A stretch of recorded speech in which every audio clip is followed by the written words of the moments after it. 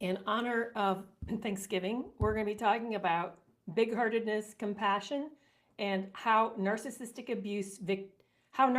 see narcissistically abusive victims, big-heartedness and kindness. We're going to get into why they feel contempt when you show them compassion and support. What happens in these toxic relationships that go terribly wrong, because I know us as victims, at least I did. I know that when I was in these relationships, I assumed that my support, my kindness, my understanding, all of these things that made me that was I would have wanted, frankly, all these things that I would have wanted as a victim, when I started giving this to a toxic person, to the narcissistic abusive person that I was in a relationship with, it went terribly wrong.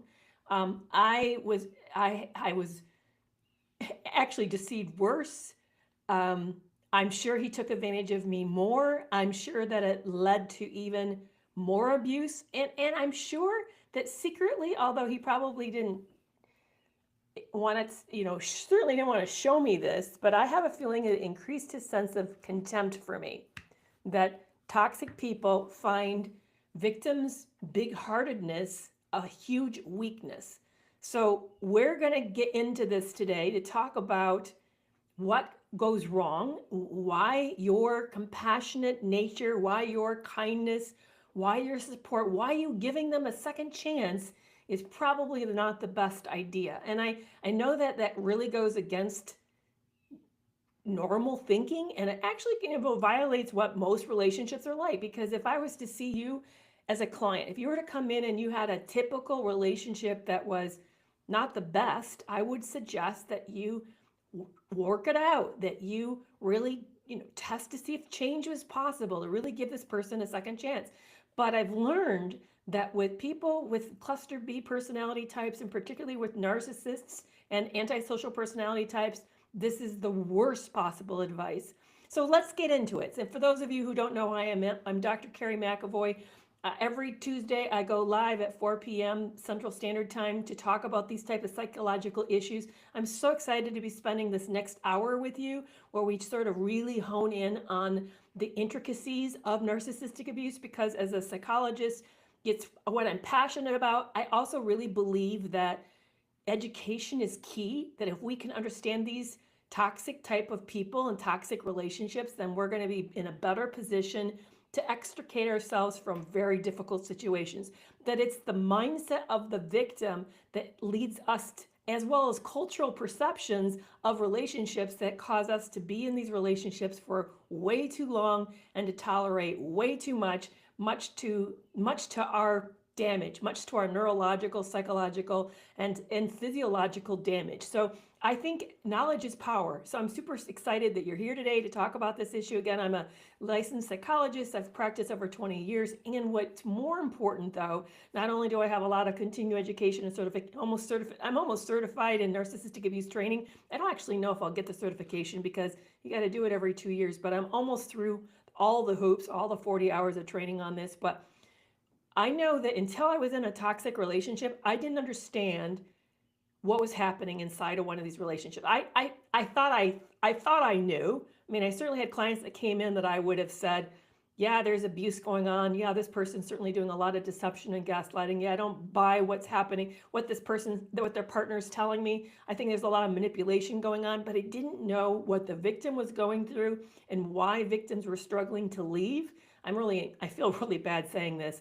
I wish I could go back to my past clients and say, you're a victim, you're a victim, you're a victim, and I just didn't know, and I'm really sorry about it. But now that I'm out and I've survived in these relationships, I have a much better understanding what's happening inside of it, which is really kind of like helpful, because I'm able to stand on both sides of the fence. I'm able to look at this from a psychological standpoint as a clinician, but I'm also at the same time able to understand what it feels like as a victim and know why we do what we do and the way that we do this. So let's kind of tease this all apart.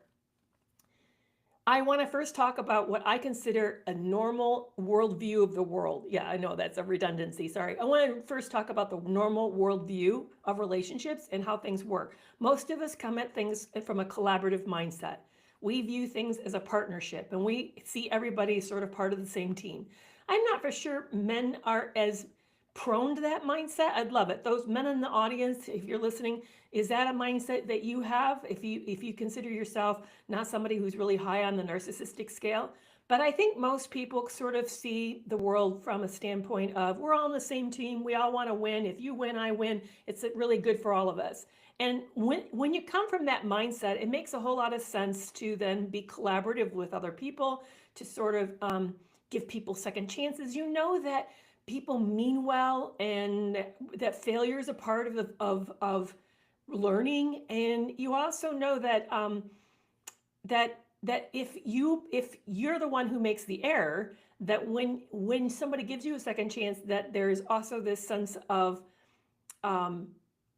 appreciation. You're grateful for that because you see that as part of learning and acceptance and compassion. You just sort of see this as part of the experience. So you really believe in second chances. I think in normal relationships, we believe in second chances, and we believe that people can change, and that we're all part of on a learning curve. We just kind of view that as the process.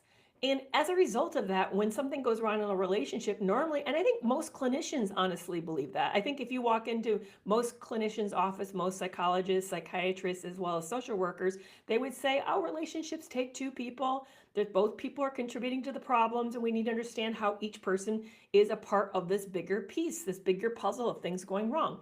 But what we don't understand is that there's a different mindset out there among some people, that not everybody actually thinks and sees the world the same. And this other mindset is more competitive and definitely more transactional, more performative, and really views the world as a dangerous place with real wins and losses. And they also see it that there's limited resources, as if almost as if there's like a pile of goodies out there, and that if you take from the goodie pile, sort of like food on a plate, let's view it from food on the plate. It's like we're all eating off the same food on the plate, and if you take a bite, then you're going to be basically starving me, that I'm going to have one less potential bite from that plate. And so I then want to protect everything on the plate for myself. I think that's the kind of more of the competitive mindset. It's almost like, like stabbing someone with a fork when you see that person reaching for something, as if because we see it as coming out of the same pot, now there's going to be less of it. In fact, it's interesting, I have this flash. My late husband grew up in a family where it was everybody for themselves. And if you didn't eat it first, then it wouldn't be there later. There was no safety, no protection. I think that would be a great analogy of a competitive, more dangerous environment, is that kind of mindset. Everybody for themselves, and there's only limited resources, and if you don't grab it, then it's not going to be later. You're going to go hungry. So here you got these two world clashes. You have the collaborative mindset, the team mindset, and then you've got the competitive mindset where everybody's out for themselves. And what happens in a lot of these relationships, if they two comes together, first of all, I don't think a competitive mindset works very well marrying another competitive mindset or getting in a relationship with it. But I do think that it happens. People ask me, can narcissists marry narcissists? Yeah, absolutely, they do once in a while. I think that's a really common matchup. I think more likely narcissists are marrying borderline personality disorder, or marry somebody who's not of any of that, which I'm finishing, by the way, the Dr. George Simon's book, Character Disturbance, highly recommend, really awesome book. I think most of us, what he would characterize as, we're neurotic. Like, why am I using that word neurotic? Well, because nobody's perfectly healthy and secure. We have insecurities. So most of us are kind of like, we don't always like facing all the hard parts of ourselves, but so we're neurotic. We're insecurely neurotic. So most, I think, people with character disturbances or character personality types tend to prefer either borderline personality disorders, or they tend to prefer people who are just really neurotic. So, because it's a better matchup, because think of it, if you're from the mindset that there's only one plate, let's use that analogy, because I think that's really working well. There's only one plate of food, but you're with somebody who really believes there's lots of plates of food and that everybody can share, and they're happy to let you eat off their plate. They're very happy. When you take from their plate, they don't see it as a loss. See, that works really well for you if you're from a competitive mindset, because you're like, oh, goody, now I can take as much as I want. And this person doesn't seem to get it, that there's not that kind of resources. So it's better for me because they're letting me do this with them. And how great, because I'm coming out ahead. So see how that works for that way? So I think that they like that. They like that mindset. And borderline personality disorders, I know I don't talk about that a lot. We can get into it sometime if you'd like to, because their mindset's very different, very, very different mindset. But they tend to be people who really want relationships and are very insecure about relationships. So narcissists make them feel secure in the love bombing. So again, there's a person who's kind of a more insecurely needy, and what a great matchup for that is for the narcissist who needs to be needed. But let's just focus on those of us who have a collaborative mindset along with the competitive mindset. So if we're collaborative and we're like, hey, eat off my plate, what's mine is yours. And we assume without really saying it, and what's yours is mine. But we don't realize that the narcissist isn't thinking what mine is yours. They're just thinking, I'm very happy to take what's yours, but I'm not sharing you mine. But I'm not going to tell you I'm not sharing mine, but I'm happy to take what's yours. And here's the thing. If you have if you have some kind of this inside track, and you know what's really happening, behind the scenes, the scoop, you believe you've got the scoop on life, and you see someone who's sort of like naively walking around sort of with this perspective, it's going to be all right, and we can all share, and it'll all come out good at the end, and you don't believe that, are you going to tell them that? No, chances are you're not. Chances are you're going to I'm going to get whatever I can get from this person as long as I can get from them because it's good for me. It's going to work for me. So I think people like that, they're like, they look at that and think, okay, sure, that doesn't work for me, but yeah, you do that. Good for you. That, because if I'm not a good person, if I'm not a person who's runs from my conscience, and most narcissists don't have much of a development of a conscience, they're going to sure, I'd be happy to take advantage of that. I'm going to secretly hide that I think that's ridiculous and that I don't agree with you, but I'm happy to take advantage of that because, again, if this worldview is just of one plate, there's only one plate of food, and we're going to have to make it work for all of us, this works really well for their advantage because it means they can take as much as they want for as long as they want from this person who's unsuspecting. And now they kind of even feel well, they're not taking care of their one plate and they don't take care of their assets. They also probably then think, and your assets is undeserved. See, that's the other part of all of this is narcissists have a very superior, an innate superiority. They really believe that they're different, that they're above, and that the rules kind of just don't apply to them. So if they see you being gullible and naive about something, you're like, that's really good for me. Why would I not take advantage of this as long as I can ride this gravy train? Because I think you're being silly, but it's good for me. It really is good for me. So I'm not going to warn you about this. I'm just going to take advantage of this from you. Whereas the person who's more collaborative, we really do believe that it is, there's lots of resources and that everybody's going to come out ahead and that it's good for all of us. And if we work together, then we're better together as a group. But that's not the mindset of a narcissist. Now, I know probably some of you are thinking, well, how does these mindsets get developed? Because that's what I want to know. I'd like to know, did something happen to them? Were they raised in a really terrible, raised by wolves or something? Or where does this come from? Well, that's interesting. There's a lot of research, and I know this gets people a little hot. They don't like hearing this, but there's some research that's coming out, and there's been some twin studies. There's also been kind of in general looking at this, and it used to think, because here's the framework. If you believe that everyone is basically insecure, which I don't believe that anymore. I don't believe we're all basically start out with the same framework. That's like to say, imagine for a second, let's pull back the lens. Let's pretend we're at the Ford factory, we're watching cars be made, coming off the assembly line. We all know that once in a while a lemon comes off that assembly line. And probably some of us have accidentally bought that lemon.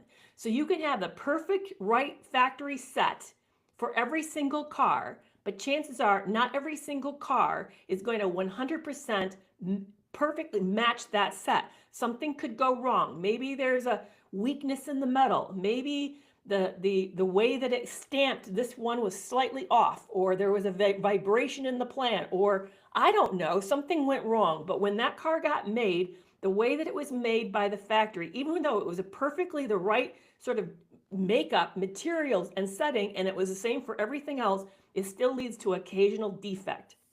Okay, that's with cars, and we have a lot of control over the variables with a car. We're talking about people. We're talking about genetics and the fact that my genetics don't look the same as yours. That every single one of us is an individual with a unique sort of set of genetics.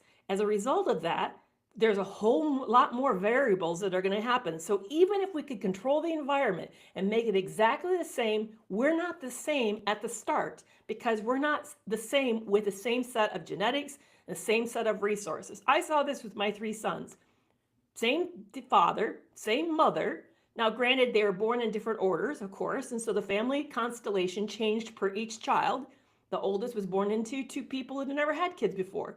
The youngest was born into with, siblings. So granted, already that set has changed because the setting's no longer the same. But let's pretend, for just the sake of argument, that it's pretty close, not dramatically different. Each one of my kids was profoundly different from the other. Why? Because they had different genetics. One kid ended up having more lighter colored hair. Another kid ended up with very dark hair, and believe it or not, one of my kids has blue eyes. I don't have blue eyes, I have brown eyes. My late husband had blue eyes, but every child had their own kind of unique set. Now, granted, there's some similarities between all of them, but they're not the same child, nor did they respond the same. Some of them had more sensitivities to emotions. Some of them were very sensitive to the environment. Some were easily hot-headed. I mean, each child had sort of an innate group of characteristics that made them uniquely them. Okay, so narcissism is a disorder of the personality.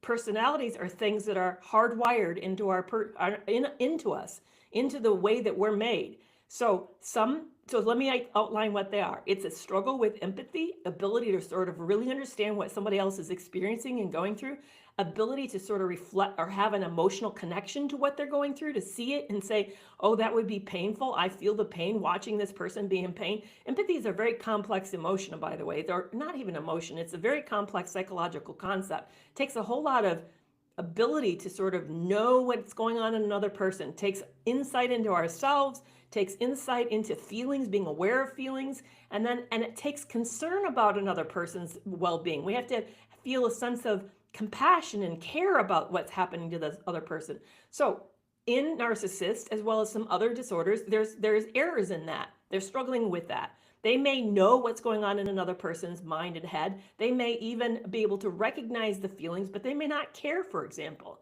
Or maybe they don't recognize. Maybe they're obtuse to the feelings of other people. They don't think people have feelings. But there's a whole host of things that go wrong. But again, so empathy is one of the things that we are born with, the ability to be empathic or not. Another one is our ability to reflect on ourselves, to be able to say, that's not really a smart thing to do. I should step back and take a look at that. Not all of us are comfortable doing that. Now, granted, we can learn to do that, but I'll bet if you've ever noticed with your kids, some of them are better at this naturally without you doing anything, and others of them have a really hard time with it.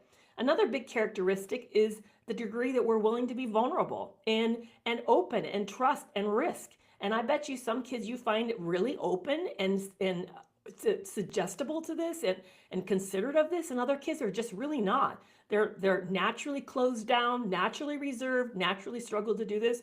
And then there's agreeableness. There's people who get along, are very easygoing, they're pretty compliant, they're good team players. And then you'll find other kids, it's no, they walk to their own drums, they don't care what other people are doing, and they don't even mind that things are conflictual. That if there's an argument, they're willing to take on the argument. Again, all these things are different types of characteristics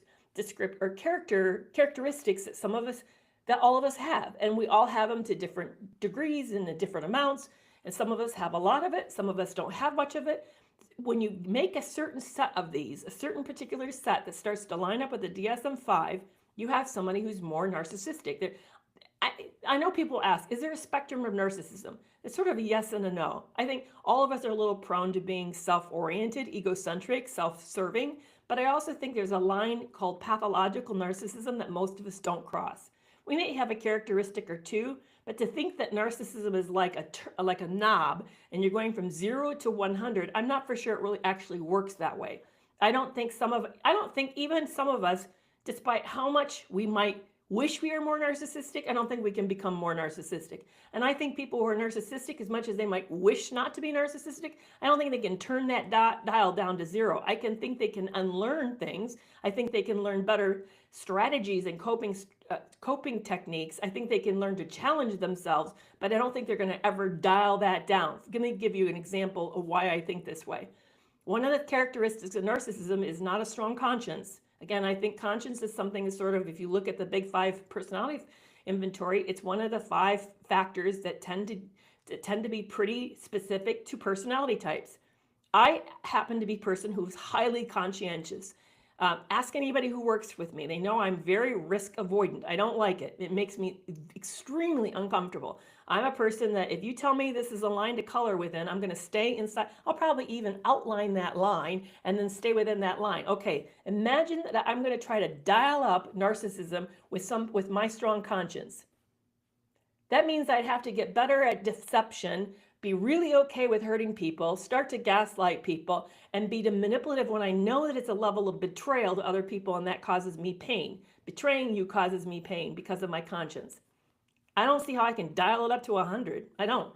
That means, though, if you have a person who doesn't have a conscience, who really like minimal conscience, that's probably more accurate, and you're trying to dial that down, well, how do you develop a conscience when you just don't actually really connect with that, when it doesn't bother you to take conflict on, it doesn't bother you to break the rules, it really doesn't bother you to have actions without integrity.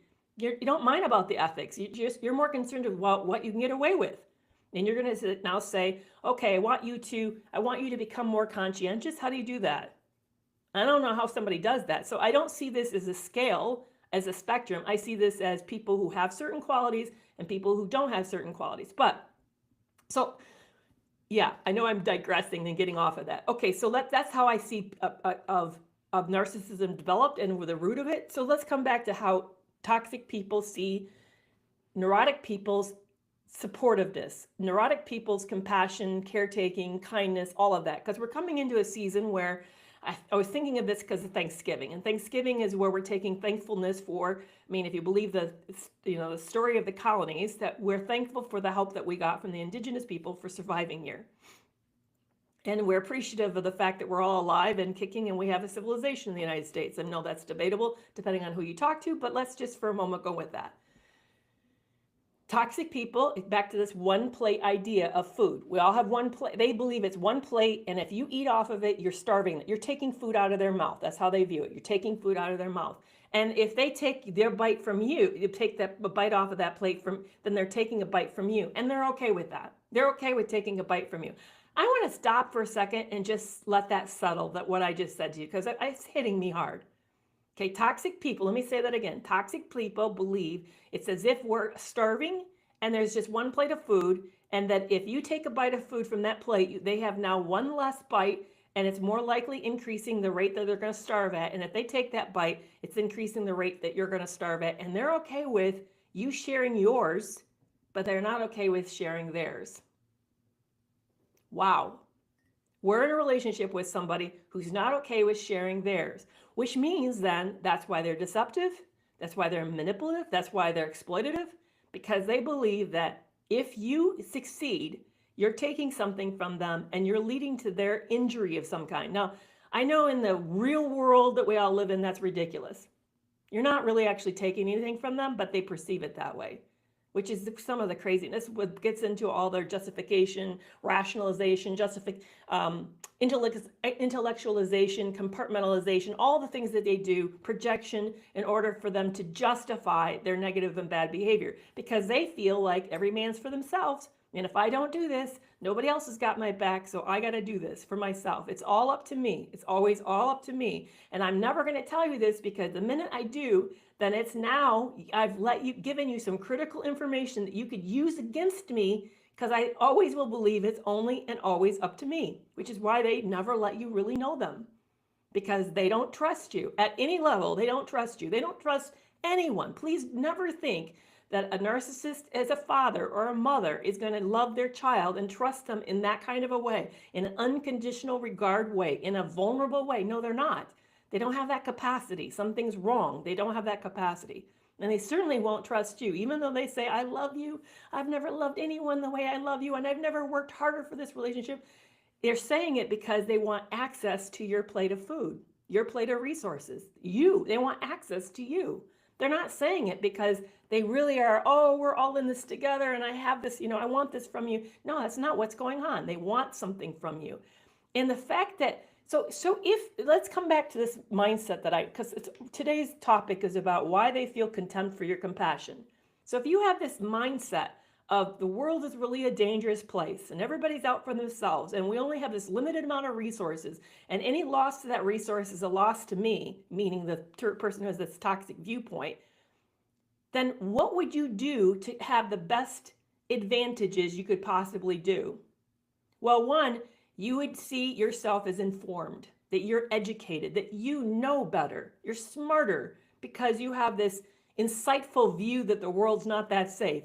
And that also means that you'd be patronizing. You'd be critical of those who don't see things from this viewpoint, that you would think people then that they should know better, that it's idiotic of them not to be this well-informed. You would feel superior to them, which narcissists do. They feel superior to you. And they feel superior for your lack of understanding that the world is not a safe place and that you shouldn't be that trusting or that you shouldn't be that generous or that compassionate, that it's this idiotic thing to do in this worldview. So, but when you're first meeting somebody, you're never going to let them know that because, like I said, you want to eat off their plate. You want the best resources you possibly can.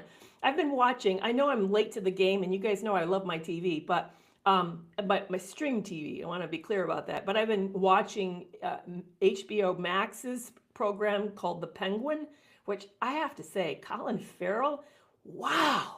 I mean, did you guys know that? That's Colin Farrell playing Penguin? I mean, the makeup on him, the way he walked, I mean, wow. Just hats off. But anyway, I'm only like 4 episodes in, so I haven't seen what happens. But he makes this partnership with this woman, the family he's worked for, the daughter of the family who betrayed her, like massively betrayed her and turned her into a villain, basically.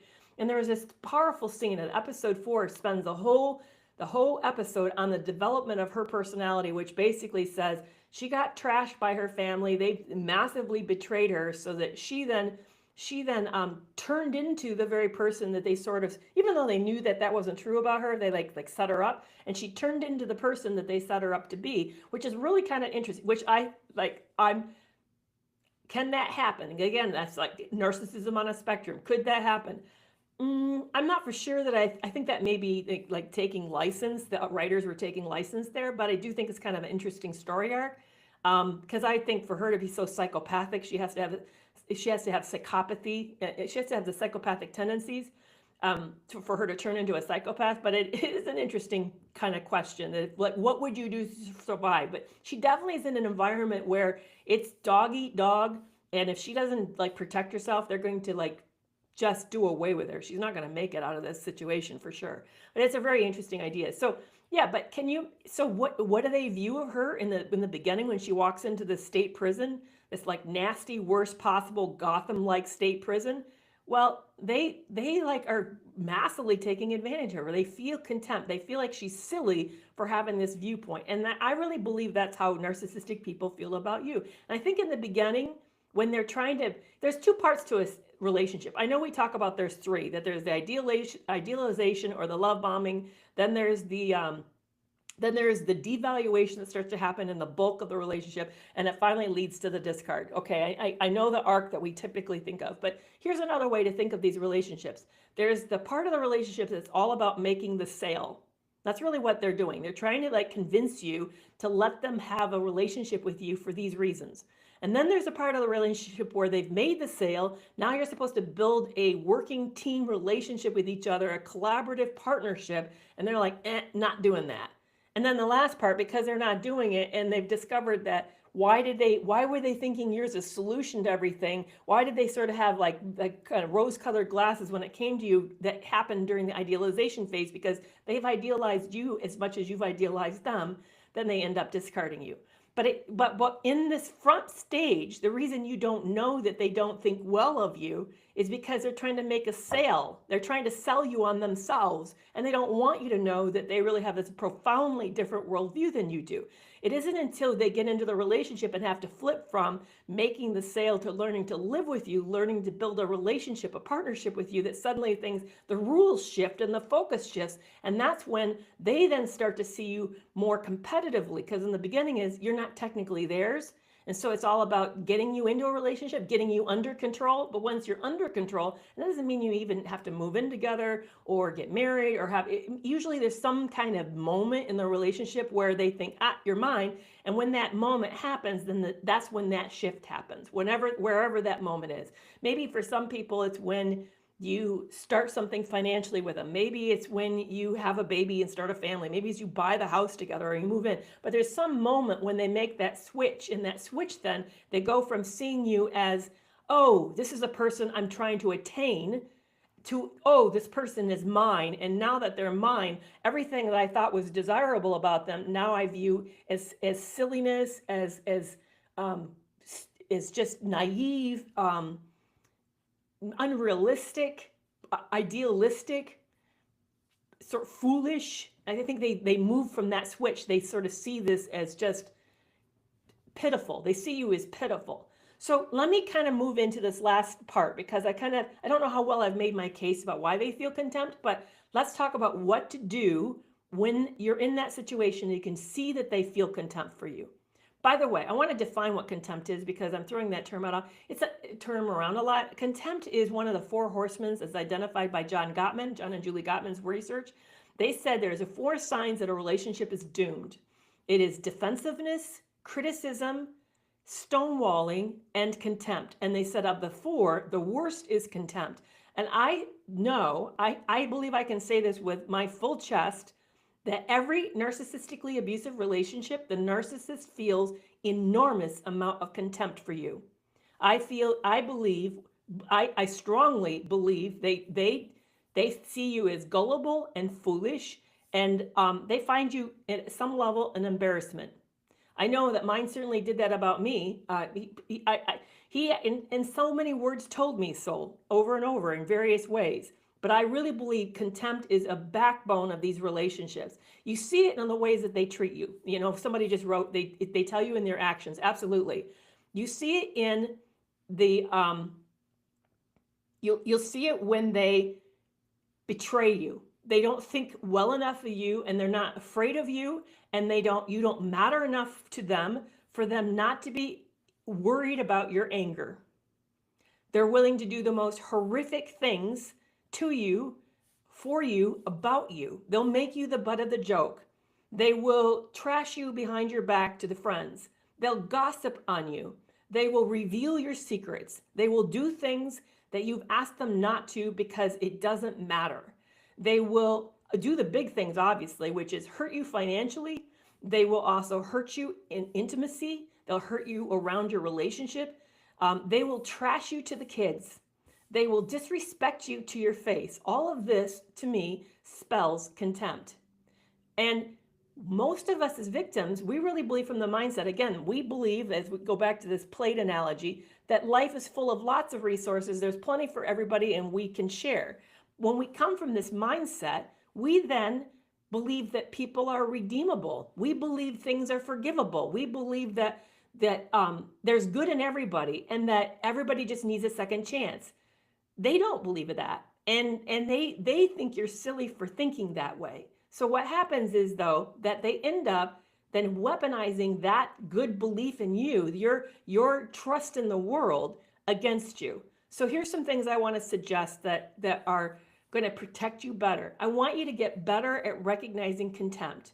Now, contempt can show up in a whole lot of ways. It can show up from the massive actions, like just listed a whole bunch of them, but it can also show up as interrupting, rolling the eyes, huffing and puffing when you say oh, there she goes again, or there he goes again. I mean, like, secretly, or like to the side-eyed to other people, like, did you see that? Did you see that? Side-eyeing you. All of these things are subtle signs of contempt. I think that if we got better at recognizing this, we would get better at recognize that somebody that we're in a relationship with doesn't respect us and doesn't hold us in high esteem.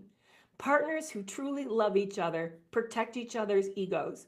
They protect each other in the relationship, and they have a unified front that lifts each other up and build each other's. If you don't see that kind of support and that kind of building up, that kind of loyalty, then you're probably having somebody who doesn't think very highly of you. I know there's a whole bunch of videos lately talking about, like, well, they don't love you, they hate you. Yeah, if you see behavior that's hateful behavior, disrespectful behavior, that's a sign this person doesn't see you in a, it doesn't honor, they don't honor you. Contempt, the opposite of contempt to me is honor. So if you're not being honored, you're being viewed with contempt. So what do you do about that? The first thing is to recognize it. Recognize this person's being contemptuous. I think the other thing to recognize is understanding what kind of limits you're going to set to reduce your vulnerability with this person. Now, this is really hard because that means that you're going to have to emotionally detach yourself from this relationship, emotionally detach yourself from your value they're putting on this person's opinion. Remember, this person doesn't hold you in high esteem. They don't have a good opinion of you. I'll never forget, in the middle of that relationship, I caught wind, I actually saw it, that my partner, we're married, my partner who was out, we were taking a break and he was seeing his girlfriend. We're taking a break and he's seeing his girlfriend. He's passing around a meme to everybody he'd been dating, sleeping with, and hiring for sex. A meme laughing about, better not have your wife find out. He was sending that meme around as a joke about me. And I saw the meme. That is not respect. That is contempt. He held me there was no honor, no esteem for me. So recognizing this person does not value you, that they do not respect you. That really then, once you recognize that, you can change your behavior and start to actually protect yourself better. So what does that mean? It means, and I heard this from Dr. Ramani, and I love this, she suggests instead of thinking of boundaries, think of internal boundaries. Like, what are you personally going to do about this? Start to define your boundaries for yourself, not boundaries for them. You're not going to control them. In fact, we all know boundary to a narcissist is like waving the red flag in front of a bull. It just creates something to charge at. You don't want to do that. You don't want to create something to charge at. What you can do, though, is you can say to yourself what you will and will not put up with. When you're going to walk out of the room, when you're going to stop having that argument, when you're going to stop trying to pursue them, when you're going to just make decisions without them, what you're going to share or not share with them.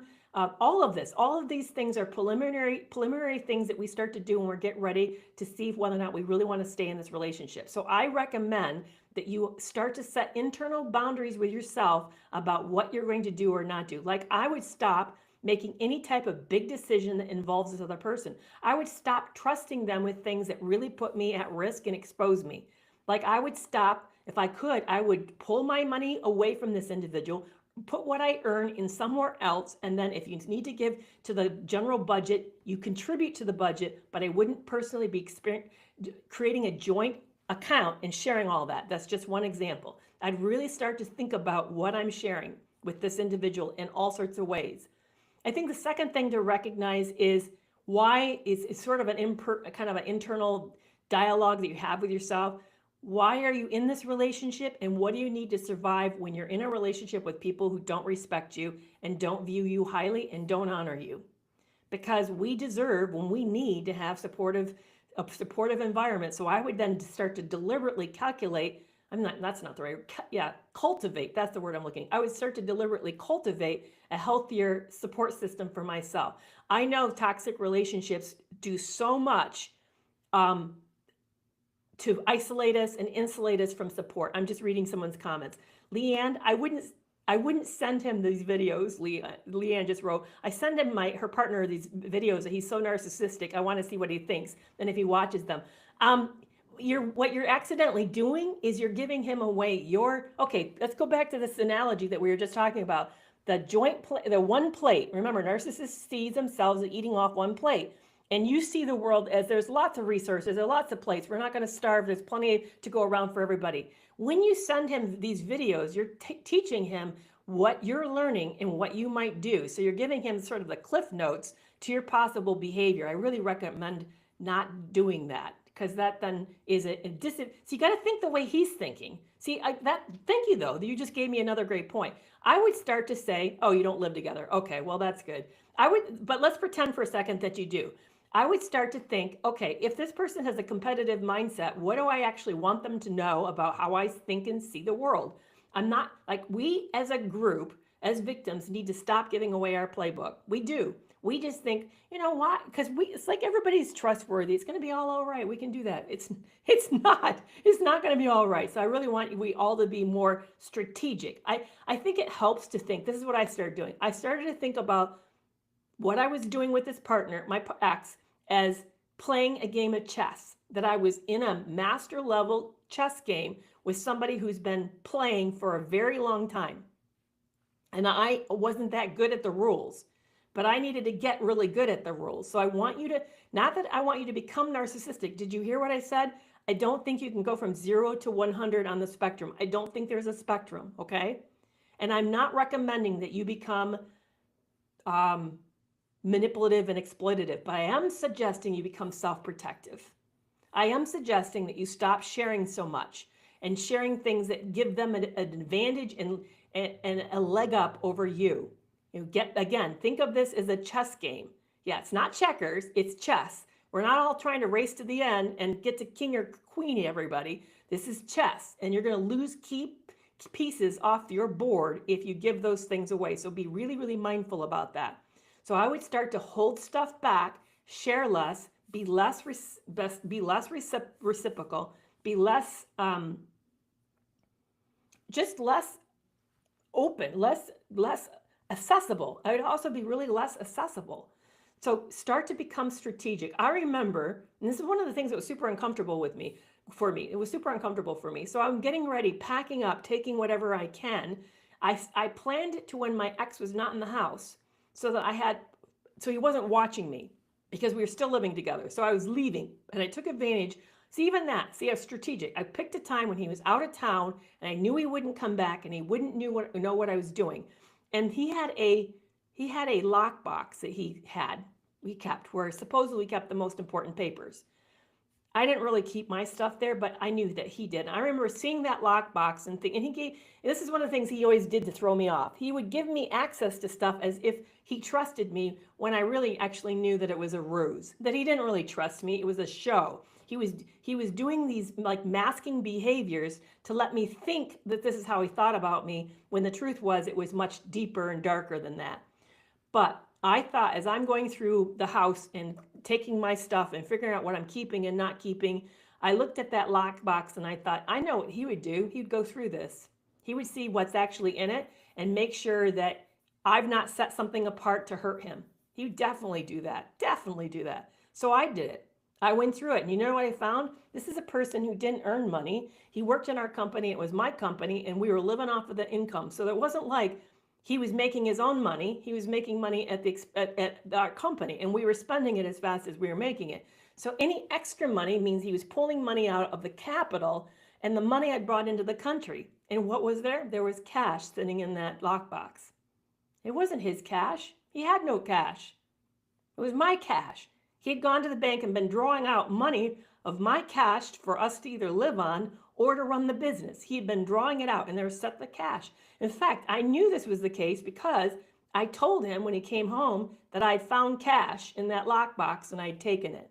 And he came up with some story, some lie. He didn't even fight me for it because he knew I caught him. You know, it's one of those moments where he's like, oh, crap, she got me. So he didn't have a good thing to say, just like, oh yeah, well, and he just lied. I got it from such and such. And he never said a word about me taking the cash because it was my cash. So that's what I'm talking about, being strategic like that. Normally the old me wouldn't do it. I wouldn't do that. I would think, well, that's his and that's his business. And I don't want him into mine. So why would I get into that? No, stop thinking like that. They don't think like that. Stop thinking like that. So stop giving second chances. Start setting internal boundaries of what you will and will not do and what you're going to do about it when you will and won't do those things. In other words, have a plan with yourself. Stop following some good, nice rule thinking that somehow this person is going to abide by the same rules as you. They're not. They're not going to abide by those rules. They're going to take advantage of you.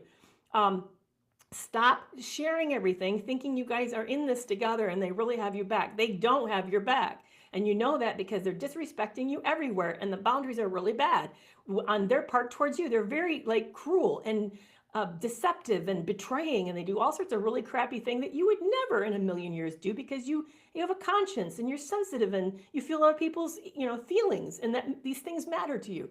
So learn to start to stop and to do that. Stop believing that you modeling good behavior is going to make them into better people. It's not. And stop thinking that you telling them how much it hurts you is going to change them and make them more sensitive, and stop. No, it's not. You're just giving them rule books of what they can get away with. So again, view boundary. Anything you externally put out there between them, like, will you stop doing that? It really hurts my feelings. I'm like, oh, they say, oh, dang, I got to remember that because that really hurts their feelings. I'm going to use that the next time I really want to hurt their feelings. I'm going to do that. Like, stop giving a playbook away to you. Now, I would never tell you this if you had a healthy relationship because these rules are going to hurt that relationship. They're going to be, it's a way for you to start tearing it apart and protecting yourself more. It's not going to lead to a closer relationship. So I want you to know that I'm not giving you how to have a healthy relationship with another safe person. This is how to preserve yourself in a toxic relationship. And it might, with some narcissists, lead to a breakup. And maybe that's what you should have. Maybe that's what happens. But I want to warn you, that's going to be the outcome of doing this. Okay. I know I've gone super, super long. For those of you who join me every week, know that I do this, that I talk for like half an hour to 45 minutes, and then I put my glasses on and see what you guys are saying. Yeah, let's talk about what are your questions about everything that I've talked about up to now.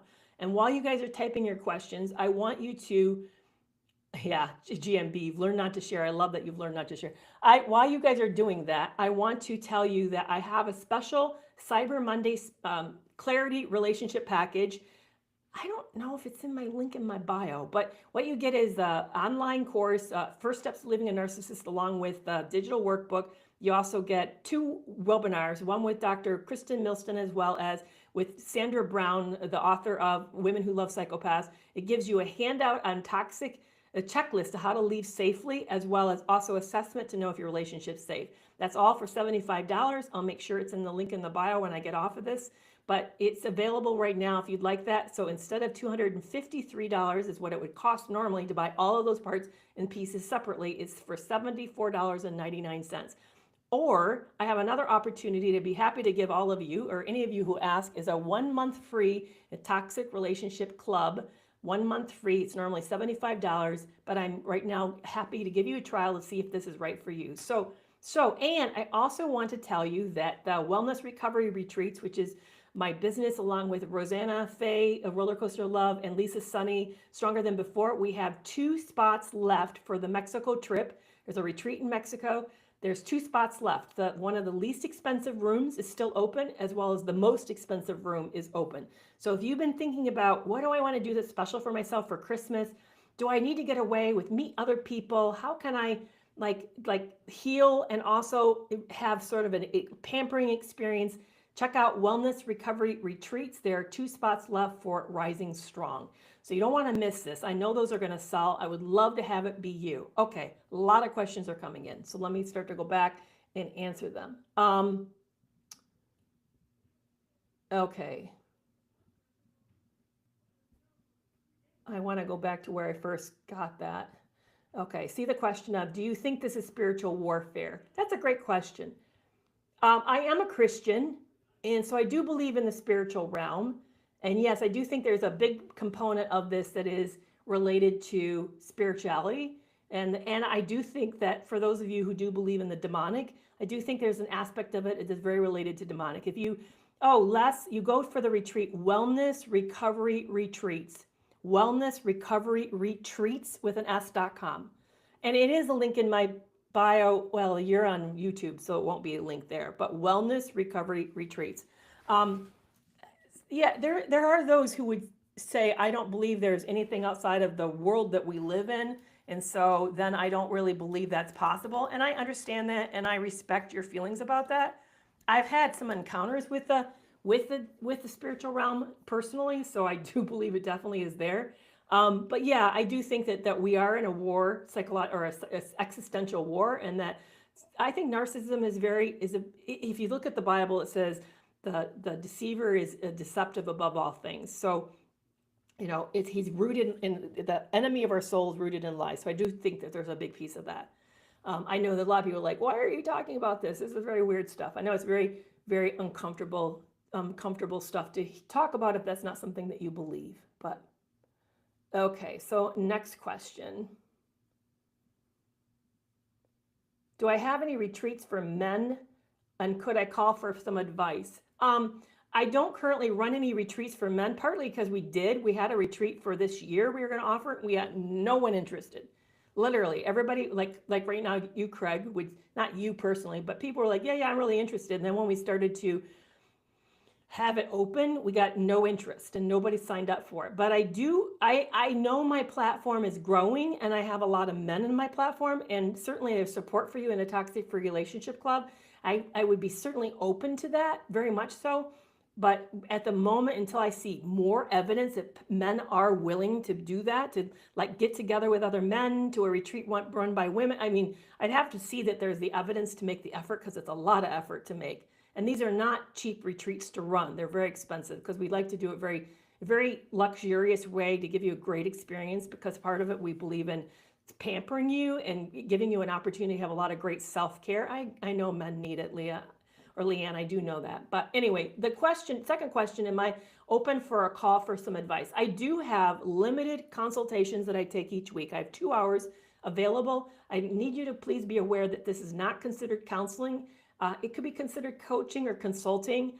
It's also not covered by insurance. And I know that's a big obstacle for a lot of people. But if you're interested, yeah, I will make sure that that link is in my link tree. I know right now it's not in the link tree because I haven't advertised it, but I will do that.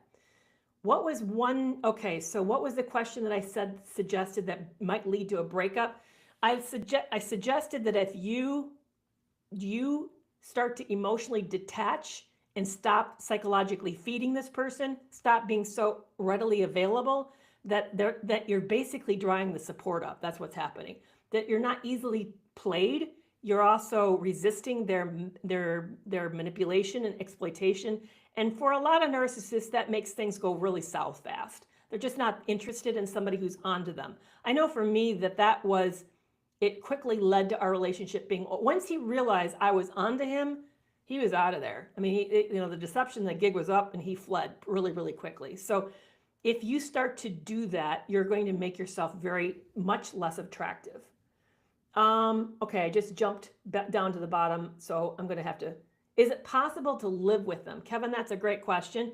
It is possible. I know that leaving is a luxury. Yeah, GMB is saying the same thing. Leaving is a luxury. Not everybody can afford that luxury. It really is a luxury. And any creator who tells you something else, please, I want you to hear that I think that's wrong. I think for us to push everybody to leave is one note. It's too simplistic, and things just don't work that simplistically. I get that. But I do think that you can learn to protect yourself better and hold on to your sanity in the midst of these relationships. So I think it's possible, but here's the thing, Kevin, it's not going to be good. It's not going to feel safe. It's not going to feel reciprocal. You're not going to feel seen and supported. You're going to feel used a lot, and it's going to feel like there's a lot of crises and a lot of drama. But unfortunately, I do think that, yes, you can stay. Unfortunately, sometimes some of us have to do that. Okay, I'm going to go backwards again. I know I was taking them out of order. Sorry about that, guys.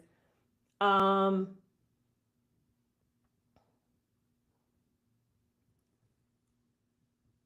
somebody's talking about how their partner always looks through their phone. You know what I would recommend? There is a app that I know a lot of bad people use the app, but you can use it too. It's called Calculator Volt or something like that. It looks like a calculator on the phone, or an Android and an iPhone. They have them for both. You can put an app on the phone that actually is is a file keeper. And then you can put all the important stuff inside of it that you want to keep out of your general phone, like your general inbox or your file area or your photos. You can actually drop them into this vault and keep them safe. And they think they just see a calculator. And then you put in a very unique code to be able to access them inside the vault. That's the way to do it. So yeah, but there is a way to protect your phone from somebody who's going through it. All right. Why do they do this? Oh, you missed, RW period, you missed the start of this, which I explained why they do this. They have a mindset. So this is going to go on replay on Facebook and YouTube. It's called, the name of today's is Why Narcissists Feel Contempt for Your Compassion. I highly recommend that you go and watch the very beginning because I outlined why they do that. Yeah, I agree, Kate. I love the book by Dr. Milstead, Why Can't I Just Leave? It's a really great book. Okay, so Leanne asked, did you plan on leaving? Yeah, I did actually no, I actually didn't plan on leaving. I knew that I needed to leave, and I knew that, but I was scared because mine scared me. It was a lot of risk. So I've really viewed that as really dangerous. So I was waiting for a door to open that would be an easy way to leave. And Leanne, you probably don't know my story, but my son was diagnosed with leukemia and needed me to come home. I was living out of the country. My son needed me to come home. And I knew when that happened that I got the call that he was super sick, that this was my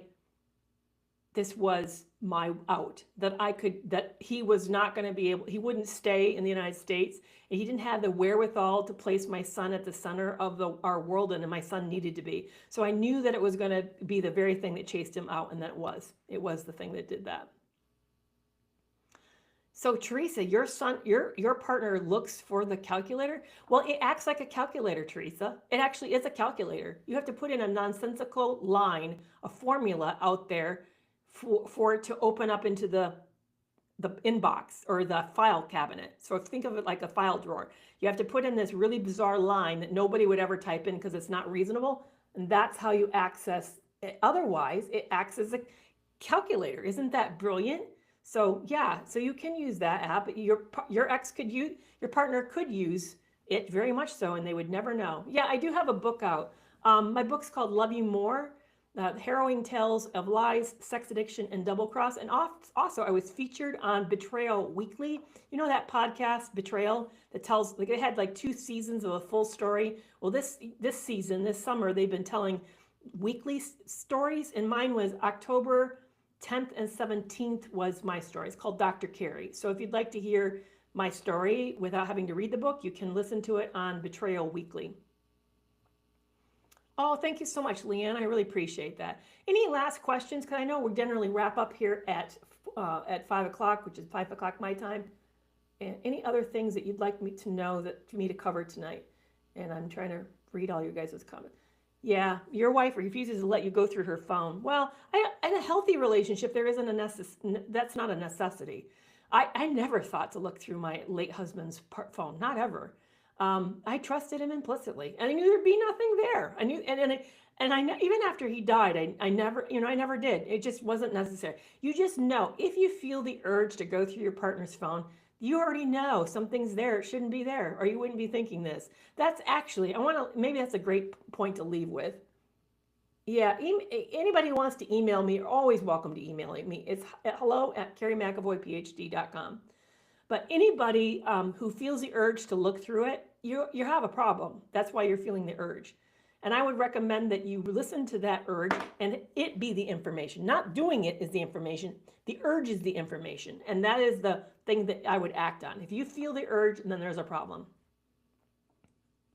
How long would you listen to a friend complain but not willing to do anything, including reading? Okay, I assume this is a great last question. I assume that your friend, oh, I love it, Scott. Now, Craig, is any way I can get her to think it's her idea to leave me? I come back to the idea, Craig. Look at what you're giving her in resources and supply and start to cut that out. Really start to find ways to diminish that. But let me go back to that question of the person about a friend. Because all of you who watched this week's video on Facebook, Instagram, or TikTok know that I had a friend stood me up yesterday. I didn't literally go to the restaurant, but she just never followed up to circle back to make plans, which was hurtful. This is a person who's gone through some really rough things with me, so it was hurtful that she kind of disappeared on me. So my comment to you about friends is that you don't need to get your friend to change, and you don't need to get your friend to save herself. If she wants to complain, she's just looking for a place to vent. Maybe you don't have the bandwidth to let the venting happen. And I would be clear about that. I think if you're tired and this is extending beyond your tolerance for you to say, I'm not in a good space today.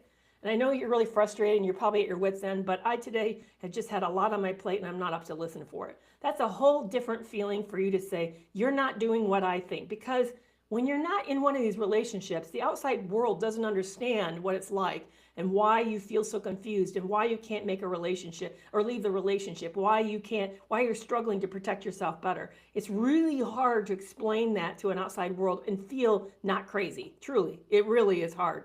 But the best things you can do is to really show up and support this person, create a safe space, and let them know that ask them, what is it would you like from me?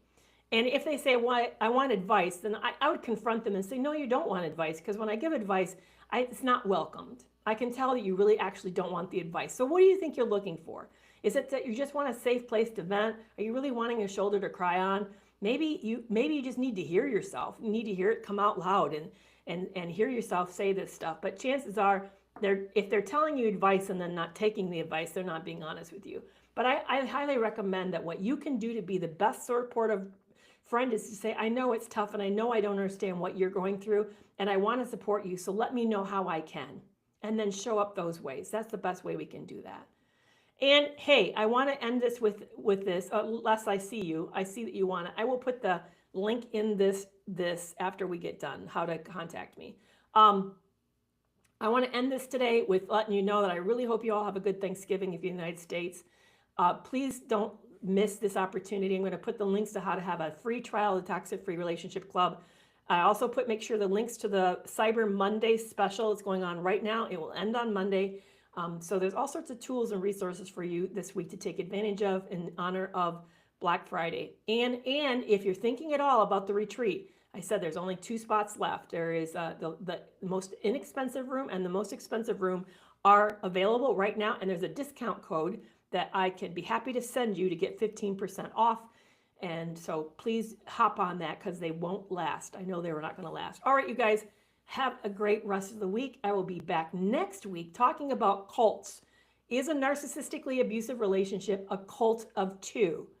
And check out the podcast on Monday. It drops. It's going to be it's going to be an interview with Daniela Massanek Young. If you guys can find her on TikTok, known as the Knitting Cult Lady. She's on the podcast on Monday. It's a fabulous, fabulous interview.